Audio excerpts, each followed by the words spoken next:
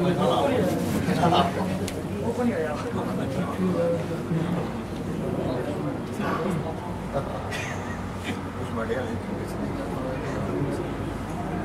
اللہ الرحمن الرحیم. معزز و محترم مشائخ و علماء اسلام و معزز و محترم حاضرین و سامعین، اللہ تبارک و تعالی کے فضل و کرم سے رمضان المبارک کا بابرکت اور مقدس مہینہ اپنی تکمیل کے آخری مراحل میں داخل ہو چکا ہے. آج اس مبارک اور مقدس مہینے کی 29ویں شب ہے. کل کا دن سرزمین برطانیہ کے افق پر اہل اسلام کی امیدوں کے مطابق گمان یہ کیا جاتا ہے کہ اس مبارک اور مقدس مہینے کا آخری دن ہوگا. اگر اللہ تبارک و تعالی نے چاند کے ظہور کا اظہار فرمایا تو سرزمین برطانیہ کے افق پر کل رات شوال المکرم کی پہلی تاریخ ہوگی، جس کو ہمارے ہاں چاند رات کہا جاتا ہے، اور اس رات کو شب عید کے نام سے بھی یاد کیا جاتا ہے. وہ رات بھی سال کے تمام مہینے کی راتوں میں سے ایک اہم ترین رات ہے. جن راتوں کا تذکرہ کیا گیا ہے اس میں شب قدر ہے، شب معراج ہے، لیلۃ النصف من شعبان ہے یعنی شعبان المعظم کی 15ویں شب، اور شب عرفہ ہے 9 ذی الحج کی شب، اور انہی میں سے ایک ہے جس کو شب عید الفطر کہا جاتا ہے. اور ان تمام راتوں کی جو سردار رات ہے وہ نبی اکرم صلی اللہ علیہ وسلم کے میلاد کی رات ہے، کہ اس کے صدقے سے اللہ تبارک و تعالیٰ نے تمام راتیں اور تمام مبارک دن امت محمدیہ کو عطا فرمائے. آپ کو معلوم ہے رمضان المبارک کا پورا مہینہ آپ بار بار اس بات کو سنتے رہے ہیں کہ رمضان المبارک کی ہر رات امت محمدیہ کے 10 لاکھ افراد کو دوزخ سے آزادی کا پروانہ عطا کیا جاتا ہے، اور 10 لاکھ افراد ہی جنت میں داخلے کے حقدار ٹھہرائے جاتے ہیں. پورا مہینہ ہر رات ایسا ہوتا ہے. اور جب آخری شب آتی ہے تو فرمان ہوتا ہے جتنے پورے مہینے میں بخشے ہیں اس کے مجموعے کے مطابق اس آخری رات میں امت محمدیہ کے افراد کو بخش دیا، دوزخ سے آزادی کا پروانہ اور جنت میں داخلے کا حقدار ٹھہرایا. آپ نے ملاحظہ کیا ہے رمضان المبارک کی بابرکت گھڑیاں کیسا ماحول رہا ہے، کیسا موسم بہار نیکیوں کا رہا ہے. ہر شخص کی طبیعت میں ایک عجیب نفاست، عجیب شرافت، عجیب پاکیزگی اور عجیب تہذیب و تمدن کے ساتھ ہم آہنگی، ہر لمحہ ہر گھڑی اس بات کی فکر رہی کہ کہیں رمضان المبارک کی پاکیزگی کے منافی کوئی کام ہم سے سرزد نہ ہو. ہر شخص نے اپنے طور پر کوشش کی، اور رمضان المبارک کے مہینوں نے ہمیں کیا دیا ہے؟ ایک ہی حدیث، من صامہ وقامہ ایمانا واحتسابا خرج من جنوبہ کیوم ولدتہ امہ، او کما قال النبی صلی اللہ علیہ وسلم.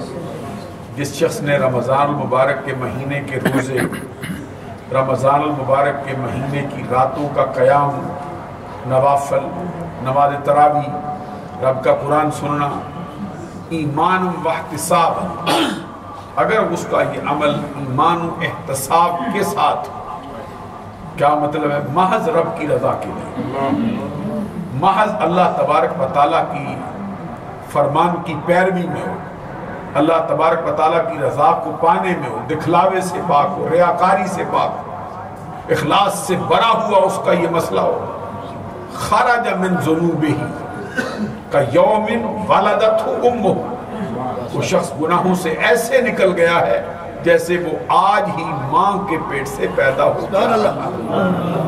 یہ اس مبارک اور مقدس مہینے نے ان ہستیوں کو عطا کیا ہے جو اس میں ڈوبے ہیں، جنہوں نے ایمان و احتساب کے ساتھ روزے رکھے، جنہوں نے اللہ تبارک و تعالیٰ کی رضا کے لیے، اس کو پانے کے لیے، اس کے حکم کی پیروی کے لیے، جس نے رمضان کے روزے دن کو رکھے، رات کو نماز تراویح پڑھی، قیام کیا، تو وہ بندہ گناہوں سے ایسے پاک ہو چکا ہے جیسے وہ آج ہی ماں کے پیٹ سے پیدا ہو کے آ رہا ہے۔ اس طرح پاک ہوگا جس دن وہ ماں کے پیٹ سے پیدا ہوتے وقت گناہوں سے پاک۔ مشہور حدیث ہے، من صام رمضان ایمانا واحتسابا غفر له ما تقدم من ذنبه، من قام رمضان ایمانا واحتسابا غفر له ما تقدم من ذنبه، جس شخص نے رمضان المبارک کے مہینے کے روزے ایمان و احتساب کے ساتھ رکھے، جس شخص نے رمضان المبارک کے مہینے کی راتوں کا قیام ایمان و احتساب کے ساتھ کیا، اللہ تبارک و تعالیٰ کی چاہت کے لیے، اس کی رضا کے لیے کیا، تو اللہ تبارک و تعالیٰ نے اس کے بدلے میں اس بندے پہ کیا کرم فرمایا؟ غفر له ما تقدم من ذنبه، اس کی زندگی کے جتنے گناہ ہو چکے، گزر چکے ہیں، سارے کے سارے معاف کر دیے، سب پہ گناہوں پہ معافی کا قلم پھیر دیا گیا کہ رمضان المبارک کی بابرکت گھڑیوں نے آپ کو عطا کیا۔ پھر سرکار نے فرمایا ایسا مہینہ، ایسا مبارک اور مقدس مہینہ جس میں نفل کا ثواب فرض کے برابر، فرض کا ثواب 70 فرضوں کے برابر۔ سال کے بقیہ 11 مہینوں میں ایسا نہیں ہوتا۔ یہ اللہ تبارک و تعالیٰ نے سال کے اس مہینے کو برکت عطا فرمائی، اور اسی کو فرمایا اولہ رحمت و اوسطہ مغفرت و آخرہ عتق من النار۔ یہ ہے وہ مہینہ جس کا اول رحمت، جس کا درمیان مغفرت و بخشش ہے، اور جس کا آخر دوزخ سے آزادی کا پروانہ ملنے کا، دوزخ سے آزادی اور مغفرت کی نوید ادا کی جا رہی ہے۔ اور پھر وہ حدیث جس میں نبی اکرم صلی اللہ علیہ وسلم سے قبیلہ بنو قزاع کا ایک شخص حاضر ہو کے عرض کرتے، ارائیت ان شہدت ان لا الہ الا اللہ وانک رسول اللہ وصلیت الصلوات الخمس وصمت الشہر وقمت رمضان وعدیت الزکاة۔ آقا کیا فرمان ہے میرے بارے میں آپ کا؟ آپ کیا حکم صادر فرماتے ہیں؟ آپ کیا ارشاد فرماتے ہیں اس کے بارے میں اگر میں اس بات کی گواہی دوں کہ اللہ کے سوا کوئی معبود نہیں؟ اللہ کے کرم سے ہم سب کو یہ حاصل ہے۔ سبحان اللہ فرمان۔ یہ بات خاموشی سے سننے والی، بے دھیانی والی بات نہیں ہے، بڑی توجہ سے سنو گے سمجھ آئے گی کیا بات ہو رہی ہے۔ اگر میں گھنٹوں بولتا رہوں، آپ کا منہ ادھر پڑا ہو، دھیان ادھر پڑا ہو، آپ کا غور ادھر ہوا ہو، آپ کو کیا سمجھ آئے گی کیا ہو رہا ہے؟ یہ آپ کے دل میں تب یہ بات اترے گی، کانوں میں جگہ دو گے، اور تاکہ یہ اگلا سال آئے۔ یہ فرمایا آقا کونین صلی اللہ علیہ وسلم نے، یہ ایک عمرہ دوسرے عمرے کے درمیان جتنے گناہ ہوتے معافی کا سبب، ایک رمضان دوسرے رمضان کے درمیان جتنے گناہ ہوتے ہیں ان میں معافی کا سبب بن جاتا ہے، اور ایک جمعہ دوسرے جمعے کے درمیان جتنے گناہ ہوتے ہیں معافی کا سبب بن جاتا ہے، جو کچھ اس میں ہوتا ہے ان کا کفارہ بن جاتا ہے۔ تو میں اس لیے آپ کو یہ تاکیداً بات عرض کر رہا ہوں، ذرا غور فرماؤ کیا ملے گا۔ فرمایا ارائیت ان شہدت ان لا الہ الا اللہ۔ آقا کیا فرماتے میرے بارے میں؟ یہ کسی مفتی صاحب سے نہیں پوچھا جا رہا، کسی پیر سے نہیں پوچھا جا رہا، کسی مولوی صاحب سے نہیں پوچھ رہے، کسی ادارے کے بڑے سربراہ سے نہیں پوچھتے ہوئے کیا فرماتے؟ یہ اللہ تبارک و تعالیٰ کے پیارے حبیب سے پوچھا جا رہا ہے، جن کا کلام وحی الہی ہے، جو سارے نبیوں کے سردار ہیں، جو سارے رسولوں کے امام ہیں، پوری کائنات میں اللہ کی مخلوق میں جو سب سے افضل، سب سے اعلیٰ، سب سے بہتر، سب سے بلند و بالا ہے، ان سے پوچھا جاتا ہے بتائیں گے آپ میرے بارے میں کیا فرماتے ہیں؟ اگر میں اس بات کی گواہی دوں اللہ کے سوا کوئی معبود نہیں، تو میں آپ کو یہ نبی عرض کر رہا ہوں کہ آپ کو اللہ کے کرم سے یہ شرف حاصل ہے، ہم سب اس پر قائل ہیں کہ اللہ کے سوا کوئی معبود نہیں۔ اور فرمایا ساتھ اس بات کی گواہی دوں کہ آپ اشہد انک رسول اللہ، اس بات کی گواہی دوں کہ آپ اللہ کے سچے رسول ہیں۔ اللہ کے کرم سے ہم کو یہ شرف و اعزاز بھی حاصل ہے۔ معلوم ہوا کہ پہلی دونوں سیڑھیاں تو سب کو حاصل ہو گئی۔ آگے کہتے ہیں وَصَلَّيْتُ الصَّلَوَاتِ الْخَمْسَ، اگر میں 5 وقت کی نماز ادا کروں، اب ہمیں اپنے گریبان میں جھانکنا ہے اور اپنے اعمال کا خود جائزہ لینا ہے، خود محاسبہ کرنا ہے، اپنے لیے خود ہی قاضی بننا ہے، خود ہی جج بننا ہے کہ 5 وقت کی نماز کی پابندی کا ہمارے ہاں کیا حال ہے۔ خود اپنا جائزہ لے لیں آپ، اور یہ بھی یاد رکھیں کہ آپ کو معلوم ہونا چاہیے کہ نماز مسلمان اور کافر کے درمیان فرق ہے۔ نبی اکرم صلی اللہ علیہ وسلم کا فرمان ہے، اور پھر حضور مولا علی شیر خدا رضی اللہ تعالیٰ عنہ نے تو فتویٰ جاری کر دیا، حسن و حسین کے بابا نے، باب دار الحکمہ نے، باب مدینۃ العلم نے، حضرت علی شیر خدا رضی اللہ تعالیٰ عنہ من ترک الصلاۃ متعمدا فقد کفر، جس شخص نے نماز کو جان بوجھ کے چھوڑا اس نے کفر کیا، جس نے جان بوجھ کے نماز چھوڑی۔ اور پھر سرکار کا فرمان من علم ان الصلاۃ حق واجب دخل الجنہ، جس شخص نے یہ جان لیا کہ نماز مجھ پر حق ہے، واجب ہے، فرض ہے، میں کروں گا، اس کو ادا کرے گا، جب دل سے مان گیا ہے اور عمل پیرا ہو گیا، فرمایا دخل الجنہ، جنت میں داخل ہو گیا ہے، اس کا داخلہ جنت میں کر دیا ہے، جنت میں داخلے کا حقدار ہے۔ اور پھر حضور نبی اکرم صلی اللہ علیہ وسلم کا مشہور فرمان ہے الصلاۃ عماد الدین، نماز دین کا ستون ہے۔ کوئی عمارت بتاؤ جس میں سے ستون نکالا جائے، کھڑی رہ جائے۔ ستون کا کیا مقصد ہوتا ہے؟ پلر لگانے کا، کہ یہ عمارت اس پلر کے بغیر کھڑی نہیں ہو سکتی۔ یہ نماز اس کا پلر ہے اسلام کی عمارت کا، جس نے نماز چھوڑی اس نے پلر گرایا۔ اور پھر سرکار دو جہان صلی اللہ علیہ وسلم نے فرمایا الصلاۃ مفتاح الجنہ، یہ نماز جنت کی کنجی ہے۔ تو جس کو بتا دیے خزانے کی یہ چابیاں لے جا، تو کون سا بندہ ہے جو خزانے کی چابی کو چھوڑے؟ ابھی آپ کی توجہ مجھے نہیں حاصل ہو رہی، میں آپ کی آنکھیں دیکھ رہا ہوں، اوپر دیکھ رہی ہوں، لیکن میری طرف غور کرو، سمجھ آئے مسئلے کی نزاکت کیا ہے۔ جس کو چابی دے دی جائے خزانے کی، لے جا بھائی جا چابی۔ حضور غوث اعظم عبد القادر جیلانی رضی اللہ تعالیٰ عنہ بے نماز پر کتنا ناراض ہوتا، کس قدر ناراض ہو، کہتے اس کو مسلمانوں کے قبرستان میں دفن کرنا چھوڑو اس کو، کیوں کہ مرنے کے بعد بھی یہ رحم کے قابل نہیں، کیونکہ مسلمانوں کے قبرستان پہ رحمت اترتی ہے نا۔ اسی لیے سرکار کا فرمان ہے کہ اپنے مردوں کو نیک لوگوں کے ساتھ ان کو دفن کر، تاکہ ان پہ رحمت برسے، اس کا کچھ حصہ اس کو بھی مل جائے گا۔ کیونکہ اللہ تبارک و تعالیٰ کے برگزیدہ بندوں کے دروازے پر بیٹھنے والا کتا بھی رب ذوالجلال کے رحم کے قابل ہوا بیٹھا۔ یہ جو بندہ مسلمانوں کے ساتھ دفن کیا گیا اس کا حل، حضور غوث اعظم عبد القادر جیلانی رضی اللہ تعالیٰ عنہ جن کی 11ویں ہوتی ہے، جن کا ہر گھر میں ذکر ہوتا ہے، کس قدر ناراض ہو، فرمایا اس کو مسلمانوں کے قبرستان میں دفن نہ کرو، اس لائق نہیں، کسی اور جگہ پھینکو اس کو، کسی گڑھے میں۔